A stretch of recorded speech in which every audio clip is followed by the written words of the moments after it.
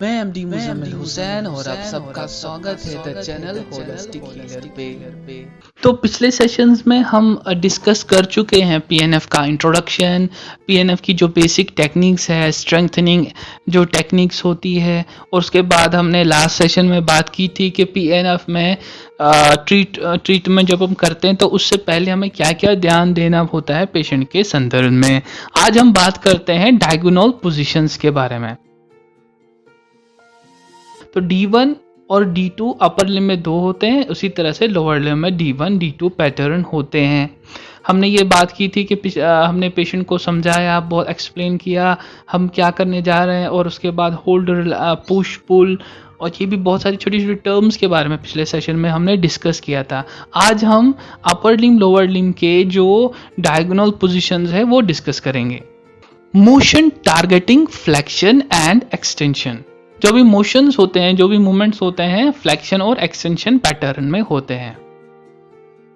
There are use to improve range of motion. सबसे पहले range of motion ठीक होती है at the joints, as well as introduced resisted training.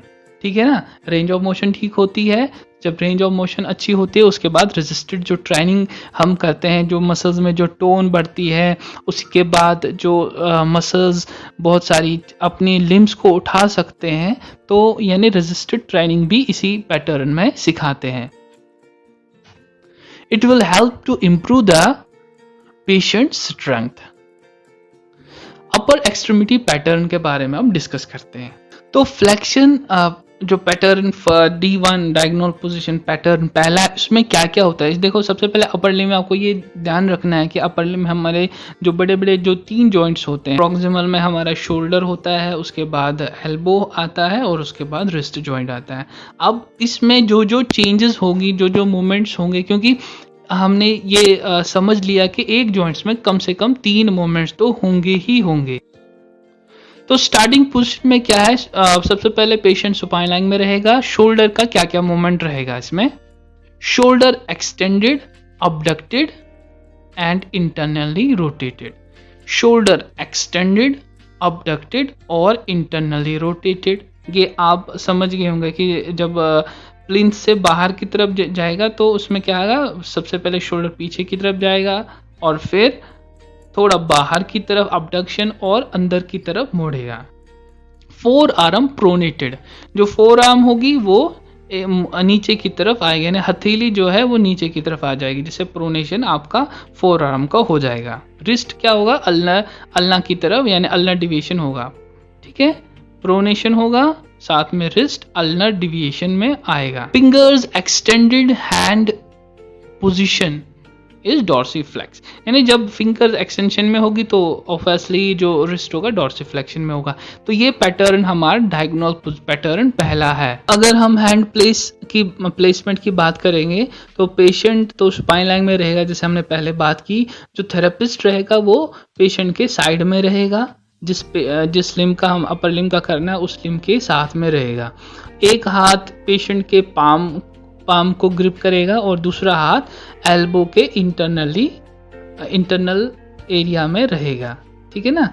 तो अब हम इसका एंडिंग पोजीशन है, डायगोनल पोजीशन जो D1 है उस पैटर्न का एंडिंग पोजीशन क्या होगा। स्टार्टिंग पोजीशन हमने समझ लिया, एंडिंग इसका बिल्कुल अपोजिट में रहेगा। जो जो मूवमेंट्स हमने शोल्डर के किए हैं उसी के अपोजिट मूवमेंट्स करने हैं। तो सबसे पहले क्या है, शोल्डर को क्या क्या होगा, फ्लेक्शन, अडक्शन, एक्सटर्नली रोटेटेड। ठीक है ना, flexion, adduction and externally rotated. ठीक है, तो ये पैटर्न में क्या हो रहा है, इस पैटर्न में जो लिम्ब आ रहा है, अपर लिम्ब जो आ रहा है वो मतलब ट्रंक के बिल्कुल साथ में आ रहा है इस पैटर्न में। फोर आर्म क्या रहेगा, सुपिनेशन में, क्योंकि जब हम D1 का स्टार्टिंग पोजीशन के उसमें प्रोनेशन में रहा था। रिस्ट रेडियली डिविएटेड, ठीक है ना, रिस्ट रेडियली डिविएटेड होगा, फिंगर फ्लेक्शन में रहेगा। तो ये स्टार्टिंग पोजीशन पूरी की पूरी फ्लेक्शन में ज्यादातर जो जॉइंट्स होंगे वो रहेंगे। तो जो हम D1 के जो मूवमेंट्स होंगे वो तो हमने बता दिए। इसमें जो ग्रिपिंग होगा, D1 का जो ग्रिपिंग होगा एंडिंग पोजीशन का, वो बिल्कुल वैसे ही रहेगा कि एक हाथ पाम की तरफ ग्रिप करेगा और दूसरा एल्बो के लैटरो पोस्टीरियर एस्पेक्ट यानी थोड़ा सा एल्बो के ऊपर की तरफ पकड़ेगा। जो D1 का दूसरा पैटर्न है ना, D1 का जो दूसरा पैटर्न है तो वो कैसे है? तो सबसे पहले shoulder flex adducted and externally rotated, ठीक है।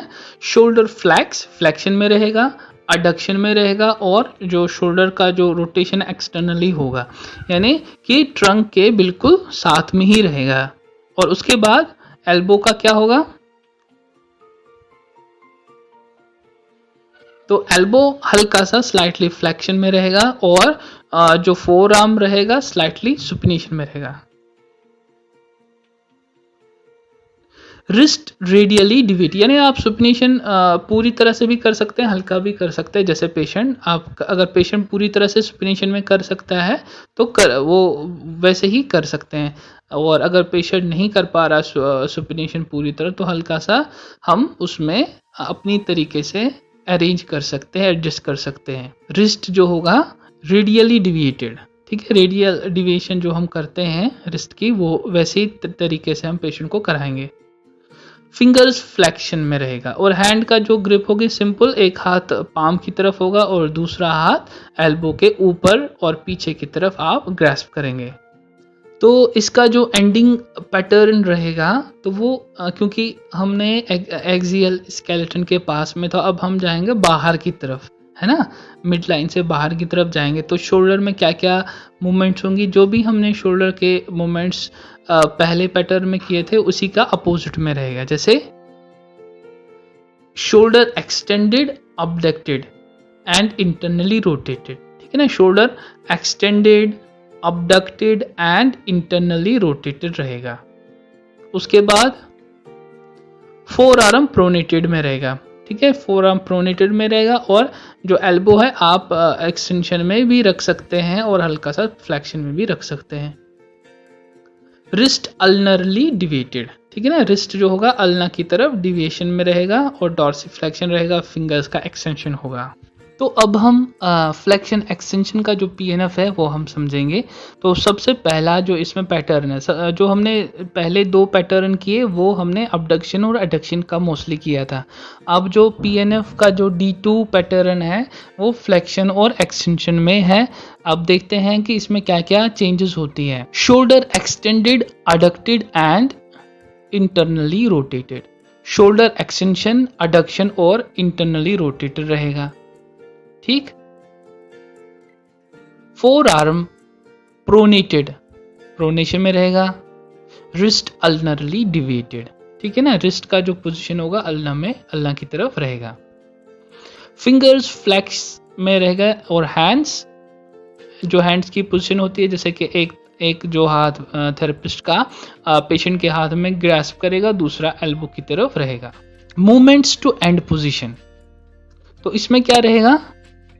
Shoulder flex, abducted and external rotation, ठीक है ना। अबडक्शन में रहेगा, फ्लेक्शन में रहेगा और एक्सटर्नली रोटेशन में रहेगा, यानी ऊपर की तरफ जाएगा।